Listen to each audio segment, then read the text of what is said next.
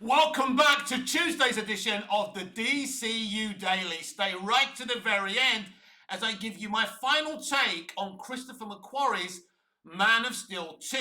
I did a rant video last night. It was dark. It wasn't the best looking video. Not that my videos are ever great looking, but yeah, one last take with great, beautiful Cyprus sun beaming on me, and we'll discuss it with a lot less anger. Anyway, James Gunn has been updating Entertainment Weekly on Peacemaker 2, and he dished a lot of exciting things. What a shame that most of the world, James, won't be able to see Peacemaker 2 because your platform, your streaming service, HBO Max, whatever you're calling it today, should be actually Warner Brothers Max, because guess what? The streaming service is owned by Warner Brothers. But never mind. Basically, I can't watch this show. I can't review it for you. That makes me very frustrated and very, very angry because it sounds really exciting. James Gunn teases cameos from Superman, DCU, and a major character appearance towards the end of Peacemaker Season 2. We see a lot of different characters from Superman in the season, including Isabella and Nathan and Sean. And then we see a bunch of other characters later on in the season from other parts of the DCU. And from Superman. There might even be one really, really, really big cameo near the end of the show. Now, some people are saying it's Booster Gold. That's not a really, really, really big cameo, everyone. It's Booster Gold, right? He's nothing. Now, I want to see him in the DCU, but he's nothing at the end of the day. So he's not a big cameo. So he's either talking about Superman or he's talking about Batman. Of course, Batman may cameo in Superman as well. So it might not be as big a deal. And here's the thing for me. when showrunners, directors are teasing cameos, it kind of tells me that they're worried about how many people are going to watch their movie, TV, or streaming show. He wants to give you a reason to go and watch this series. Now, I loved the first season of Peacemaker. It wasn't for everyone, I admit that. But there was some really emotional moments. You know, the Eagerly moment when he's going to die. I said it before. That, if you don't feel anything when you're watching that, you're not fucking human. So I think Gunn has got a great way of making you feel stuff. And you know, his comedy isn't that hilarious most of the time. He may by accident come out with a gag that's actually funny. But I'm not opposed to that either way. Anyway, so there's that. So there seems to be a little bit of desperation, and there's going to be a lot of cameos in Peacemaker Season 2. Now, I think this series has got its own story to tell. I think it's very interesting. But I also think they're going to explain the DCU and how it's not the DCEU anymore. So that could be very interesting as well. We come into Season 2 with Peacemaker knowing that he saved the world from the butterflies. He thinks he's a big star now. He should be a real superhero, and we see at the very beginning of Episode 1 that he's meeting with a group of superheroes from Superman, and he's basically interviewing for membership in the group. But they just mock him the entire time, so he's not taken seriously. Season 2 is going to explore how Peacemaker struggles to be taken seriously by the metahuman community. He's still considered a punchline among all of the other metahumans, so he's starting that season in a bad place. So that's what you do as a writer. You have to come up with something. You know, you have to come up with an arc for your character, and this is a perfect arc. He's Peacemaker. He doesn't have any superpowers. He hasn't been infected by kryptonite. He wasn't bitten by a butterfly, and he's not suddenly a butterfly. He's just an ordinary man who decided to become a better person. And I think the way Gunn did that from the Suicide Squad, from Peacemaker Season 1, shows you he has got the ability to develop characters and tell stories. Michael Rooker debuts in Peacemaker Season 2 as the nemesis to Eagerly. Yes, Eagerly will have Michael Rooker as his nemesis. His name is Red St. Wild, and he's the world's foremost eagle hunter who is on a mission to kill Eagerly. We thought Eagerly was probably the most popular character from Season 1, And so in season 2, he has his own story with his nemesis played by none other than the despicable Michael Rooker. Well, some people are going to scoff at this and think it's silly. I think it'll be fun. It could be a little bit serious as well because James Gunn is anti-cruelty to animals and probably anti-hunting as well. So there's a little bit of that commentary in there, and that's fine again. So I'm fine with all of this. James Gunn on Peacemaker Season 2. It's all about the twists and turns. It's all about the surprises we find out in episode 1. It's about the surprises we find out in episodes 6 and 8, and it's a very, very emotional season. There's a lot of comedy like the first season, but there's also a lot of emotion in it. It's really good, even if you do say so yourself, of course, James, but you've got to have confidence in your own ability. Of course, now he's going to the Mexico Comic-Con, right? With John Cena, and he's going to be talking Peacemaker Season 2, and apparently he has surprises there. What could that be? Could they finally announce the DCU Batman? Just imagine if, John Cena's playing double duty and he becomes the DCU Batman. That would be insane, but who knows? James Gunn says that quantum folding chamber scene in Peacemaker will play a role in Superman. You've seen what we call the QUC, the quantum unfolding chamber, in the first season of Peacemaker. We see more about that technology in Superman. The QUC is the center of the story in Peacemaker Season 2.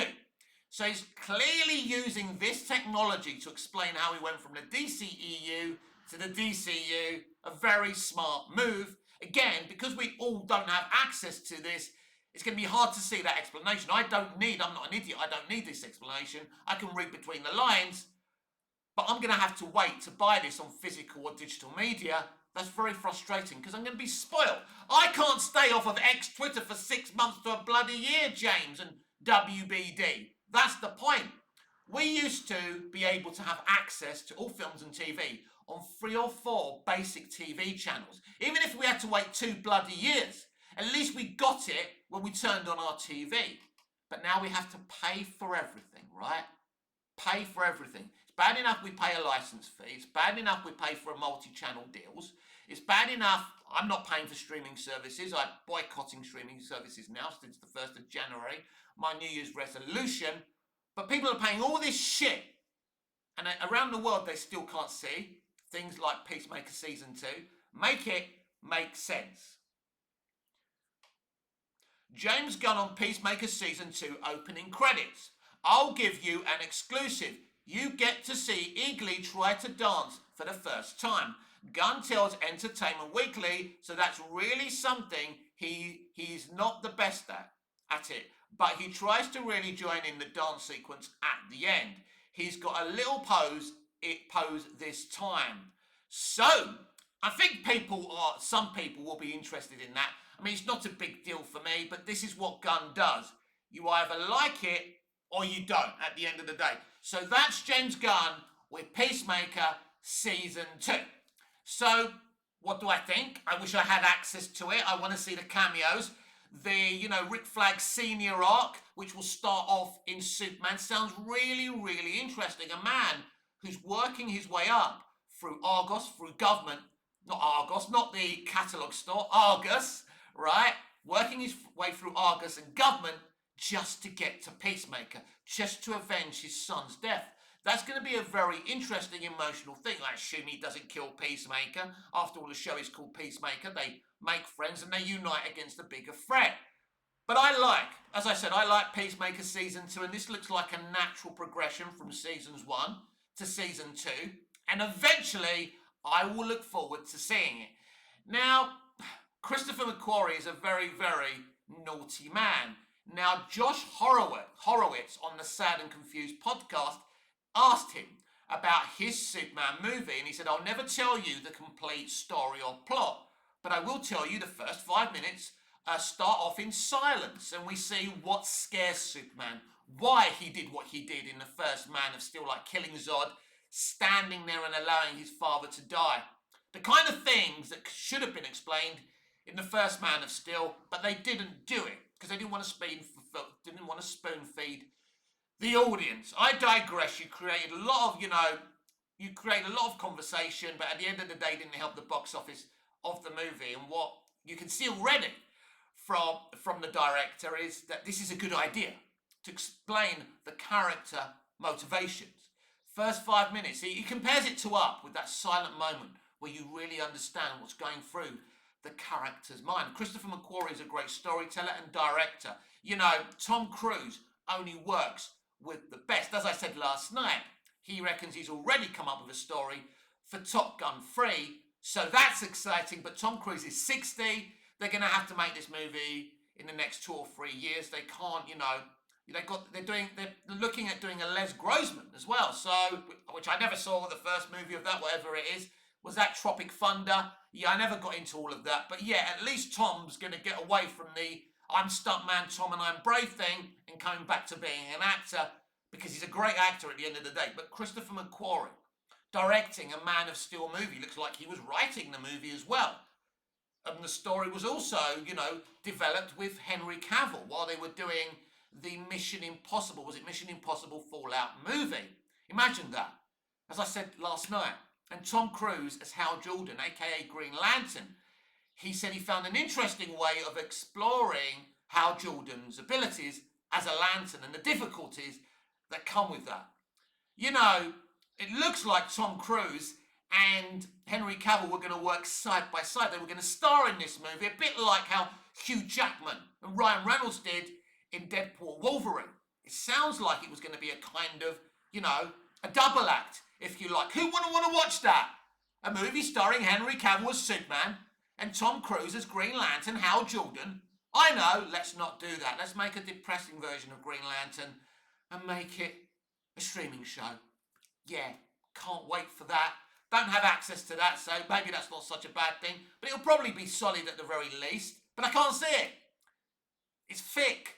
It's stupid. It doesn't make sense. And I'll keep on complaining about it till the cows come home. But my final take on this Christopher McQuarrie Man of Steel 2, you imagine being Toby Emmerich, who was running WB Pictures at the time. And of course, Jeff Johns had a big say on what did happen and didn't happen within the DCEU. Don't forget, after Zack Snyder left, and this was well after Zack Snyder left, it was a moment just after Justice League. They wanted to rest Superman, although they decided to give J.J. Abrams the key to Superman, and he decided, along with Ta-Nehisi Coates, to do a Black Kal-El movie, which I said probably is still happening. Who knows? It certainly hasn't been officially cancelled at WBD, which is a very, very interesting situation. The only place you'll find out more about that is here. But my final take on that is that Christopher McQuarrie would have given us a great Superman movie, a great Man of Steel 2. And I believe it would have made plenty and plenty of money.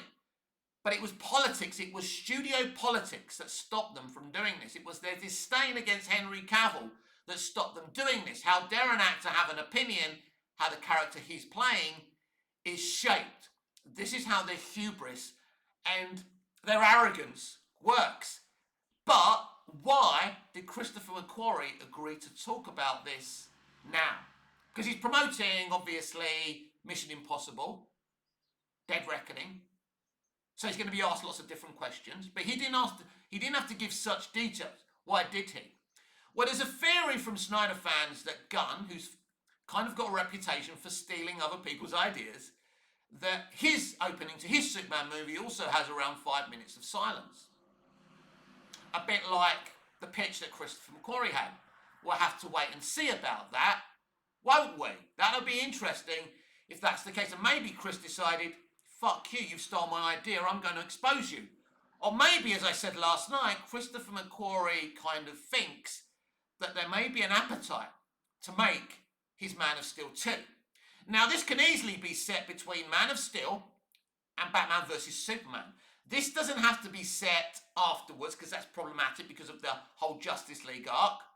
But there's 18 months between Man of Steel and BVS. So Superman could have easily had an off-world adventure with Hal Jordan. We start the movie, we see like all Superman's motivations, then all of a sudden, Hal Jordan just grabs him and brings him to Ohar, or however you pronounce it. And maybe the whole movie's set on Ohar. Who knows? Who knows how they were going to do it, but that would explain why no one talks about it in BVS. So that'd be an interesting premise as well. So I don't know. Look, I think anything's possible in this life, and I never give up. I don't give up on restoring the Snyderverse. But one more thing I want to talk about today. Zack Snyder took a selfie with Jim Lee. Now, Jim Lee is friends with everyone. Jim Lee loves everyone. He's a bit like is it Katie Manning, who used to play companion in Doctor Who? She loves everyone, doesn't she? And no matter how bad Doctor Who gets, she always reviews the episodes with such positivity. She's such a lovely lady. And, you know, Jim Lee is the Katie Manning, kind of Stan Lee of DC now. But Zack really does have respect for him. But I've been talking about this for a while. The fans are starting to believe that Zack is very close to announcing his involvement in another DC movie. I've already told you what that is, which I think it is. I could be wrong, nothing wrong with being wrong. There's no point in being a content creator if you're scared of being wrong. I believe he's directing the Batman 2 for Matt Reeves. Now, Snyder stands are going to lose their shit over this and not like this, but especially Reeves stands are going to be worried that he's going to Zack Snyder the Batman 2. This is what I've been told, because I've been told about this. I've been told that Zack Snyder has absolutely assured Matt Reeves if he does direct the Batman 2, and that's not definitely, but it's an idea. It's a Matt Reeves idea, by the way. That's what I heard. Anyway, this is not set in stone, but Zack Snyder has pledged to Matt that he will direct it in the way that he directed the first film and how the Penguin was directed. He's not going to put his sensibilities into the movie. And I trust Zack Snyder. Zack Snyder knows what it's like to have your vision urinated upon, doesn't he? So he wouldn't do that to his good friend, Matt Reeves. I would be excited for this. I think it would be great. Unfortunately for Zack and Matt, if this did happen, the negativity would be everywhere. But I would be really interested in seeing this movie. And if Zack pulls it off, maybe that's a door back into restoring the Snyderverse. And after all, isn't that what we want?